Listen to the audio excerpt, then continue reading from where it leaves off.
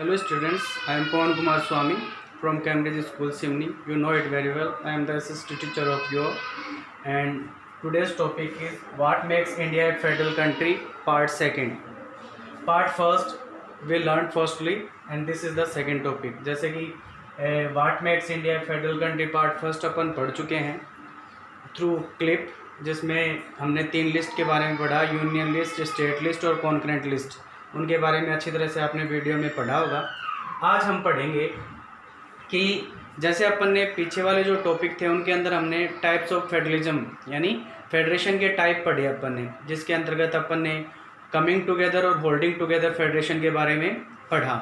जिसमें coming together federation में अपन ने पढ़ा कि जो जितने भी कॉन्स्टिट्यूएंट यूनिट्स होते हैं यानी जितने भी स्टेट्स होते हैं उन सबको इक्वल पावर दी जाती है, यानी सेंट्रल गवर्नमेंट और स्टेट गवर्नमेंट जो है उनकी बराबर पावर होती है। इनमें से सेंट्रल गवर्नमेंट ज़्यादा पावरफुल नहीं होती है। जबकि होल्डिंग टुगेदर फेडरेशन में क्या होता है, होल्डिंग टुगेदर फेडरेशन के अंदर सेंट्रल गवर्नमेंट जो होती है वो ज़्यादा पावरफुल होती है स्टेट गवर्नमेंट की तुलना में, और जो कॉन्स्टिट्यूएंट यूनिट्स होते हैं यानी जो स्टेट्स होते हैं उनको जो पावर दी जाती है वो इक्वल नहीं होती है, यानी सभी स्टेट को दी जाने वाली पावर इक्वल नहीं होती है। जैसे कि इसमें लिखा हुआ है, we noted about that most federation that are form by holding together federation do not give equal power. जैसा मैंने अभी तुम्हें मेंशन किया कि होल्डिंग टुगेदर फेडरेशन के अंतर्गत जितने भी फेडरेशन का निर्माण होता है उनमें जो कॉन्स्टिट्यूएंट यूनिट्स होती हैं उनको समान पावर नहीं दी जाती है। कहने का मतलब ये है, कुछ कॉन्स्टिट्यूएंट यूनिट्स ऐसी होती हैं जिनको बहुत ज़्यादा पावर दी जाती है और कुछ कॉन्स्टिट्यूएंट यूनिट्स ऐसे भी होती हैं जिनको बहुत कम पावर दी जाती है। जैसे कि सम स्टेट्स इंजॉय ए स्पेशल पावर्स, यानी हम जहाँ पर होल्डिंग टुगेदर फेडरेशन टाइप का फेडरेशन होता है वहाँ पर कुछ स्टेट ऐसे होते हैं जिनको विशेष पावर्स प्रदान की जाती हैं। जैसे हम उदाहरण लें जम्मू एंड कश्मीर का। जम्मू एंड कश्मीर के अंदर क्या है कि जम्मू एंड कश्मीर के अंदर जो स्टेट है its own constitution, Jammu and Kashmir का अपना खुद का संविधान है। जबकि जम्मू एंड कश्मीर भारत का ही एक हिस्सा है, भारत का हिस्सा है, तो इस आधार पर वहाँ पर जो भी कुछ एक्टिविटीज़ होती है वहाँ पर जो भी एक्टिविटीज़ के थ्रू अप्लाई होगा, कुछ भी अगर अपन अपनी गवर्नमेंट या इंडियन गवर्नमेंट कुछ भी अप्लाई करती है तो हमारे कॉन्स्टिट्यूशन के हिसाब से वहाँ पर अप्लाई होना चाहिए। लेकिन देखने में क्या आता है कि वहाँ का खुद का अपना संविधान है जम्मू एंड कश्मीर का। इसके अलावा many provisions of the Indian constitution are not applicable without the approval of the state assembly. इसका मतलब क्या हुआ, जैसे मैंने कहा कि कुछ स्टेट जो होते हैं उनको विशेष पावर दी जाती है, तो ये भी एक विशेष पावर है कि अगर हम जम्मू एंड कश्मीर की बात करें तो जम्मू एंड कश्मीर के अंतर्गत अगर हमारे भारत के संविधान के अंदर जो प्रावधान है उन प्रावधानों को अगर अपन वहाँ पर अप्लाई करना चाहते हैं, यानी जम्मू एंड कश्मीर के अंदर अगर उनको लागू करना चाहे तो हम ऐसा नहीं कर सकते। अगर हमें ऐसा करना है तो सबसे पहले वहाँ की जो स्टेट असेंबली यानी वहाँ की जो विधानसभा है अगर वो अपनी सहमति देती है उसके ऊपर, तभी ऐसा किया जा सकता है कि वहाँ पर हमारे संविधान के प्रावधानों को क्या किया जा सकता है, अप्लाई किया जा सकता है। अगला point, Indians who are not permanent resident of this state can not buy land और हाउस हेयर। इसका मतलब ये हुआ कि वो भारतीय लोग जो वहाँ के स्थानीय निवासी नहीं हैं या स्थायी निवासी नहीं हैं, वो ना तो वहाँ पर ज़मीन खरीद सकते हैं ना ही वहाँ पर घर खरीद सकते हैं। कहने का मतलब ये हो गया कि अगर कोई व्यक्ति है और वो व्यक्ति वहाँ का स्थायी निवासी नहीं है जम्मू एंड कश्मीर का, तो स्थायी निवासी ना होने की वजह से वो ना तो वहाँ पर अपने नाम से कोई ज़मीन खरीद सकता है, ना ही कोई घर खरीद सकता है, ना कोई और प्रॉपर्टी खरीद सकता है। तो ये तो हो गया आपकी किताब के हिसाब से जिसके अंतर्गत ये प्रोविजंस हैं जम्मू एंड कश्मीर को लेके।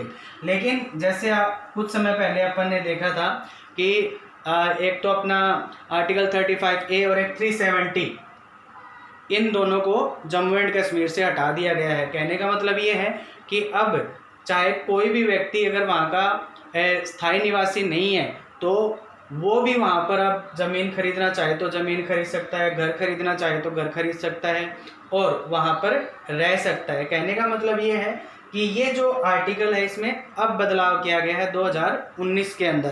पहले ये प्रावधान नहीं था, लेकिन अब कोई भी वहाँ पर जाकर रह सकता है, ज़मीन खरीद सकता है, घर ले सकता है। तो ये जो चीज़ है आपको ये सेक्शन 35A और जो आर्टिकल 35A है और सेक्शन 370 है, इसको आपको नोट लिख के लिखना है। अगर क्वेश्चन पेपर के अंदर ये आ जाता है तो नोट में आपको ये मेंशन करना पड़ेगा कि अब जो आर्टिकल 35A है, सेक्शन 370 जो है वो हटा दिए गए हैं, तो इस आधार पर कोई भी नागरिक वहाँ पर जाकर अब रह सकता है। तो ये हमने पढ़ा होल्डिंग टुगेदर के अंतर्गत कुछ स्टेट ऐसे होते हैं जिनको कुछ स्पेशल पावर प्रोवाइड की जाती है। इसके अलावा और भी अपन एग्जांपल जैसे नागालैंड हो गया, या फिर अपन जो चाइना या पाकिस्तान के अंतर्गत जो कुछ स्टेट आते हैं या कुछ जो स्थान आते हैं उनको भी अपन इसमें इंक्लूड कर सकते हैं।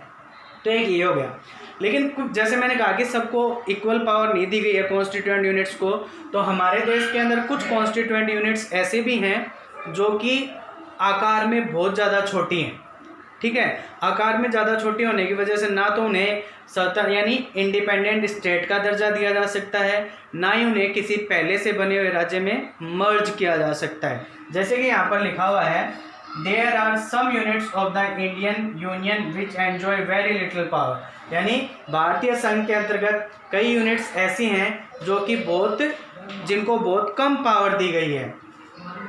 These are areas which are, अब ये क्षेत्र कौन से हैं, जैसे मैंने अभी थोड़ी देर पहले मेंशन किया था, too small to become an independent state, यानी ये यूनिट्स ऐसी यूनिट्स हैं जो कि आकार में इतनी छोटी हैं कि उनको एक स्वतंत्र राज्य नहीं बनाया जा सकता, और but which could not be merged with any of existing states, ये भी मेंशन किया है। दोबारा पॉइंट के थ्रू बता रहा हूँ कि अगर उनको पहले से विद्यमान राज्य में अगर मिलाना चाहें तो पहले से विद्यमान राज्य में उनको मर्ज भी नहीं किया जा सकता है।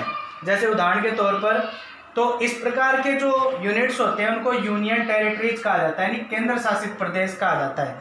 जैसे केंद्र शासित प्रदेश का उदाहरण देंगे, जैसे चंडीगढ़ हो गया, दिल्ली हो गया, दादर नगर हवेली हो गया, पौंडीचेरी हो गया, बहुत सारे इसके एग्जाम्पल हैं।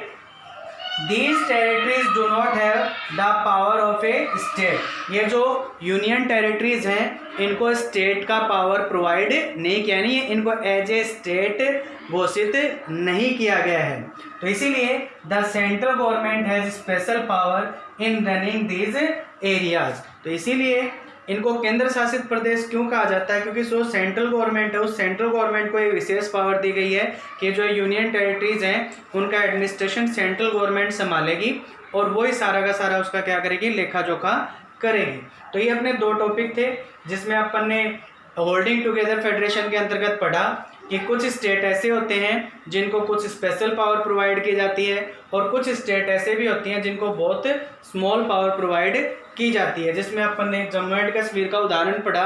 और ऐसे स्टेट यहाँ पर ऐसे कह सकते हैं, ऐसे यूनिट्स जिनको बहुत कम पावर दी जाती है, जिनको अपन एज ए स्टेट भी रिकॉग्नाइज नहीं कर सकते, उनको यूनियन टेरिटरीज कहा जाता है। यूनियन टेरिटरीज क्यों कहा जाता है, तो जैसे मैंने बताया कि इनके ऊपर एडमिनिस्ट्रेशन का पावर जो है वो सेंट्रल गवर्नमेंट को दिया गया है, इसीलिए इनको यूनियन टेरिटरीज कहा जाता है, यानी केंद्र शासित प्रदेश कहा जाता है। तो ये था आज का हमारा टॉपिक जिसमें अपन ने होल्डिंग टुगेदर फेडरेशन के अंतर्गत दो एग्जाम्पल पढ़े कि कुछ स्टेट ऐसे होते हैं जिनको बहुत स्पेशल पावर प्रोवाइड की जाती है और कुछ स्टेट ऐसे भी होते हैं जिनको बहुत कम पावर प्रोवाइड की जाती है।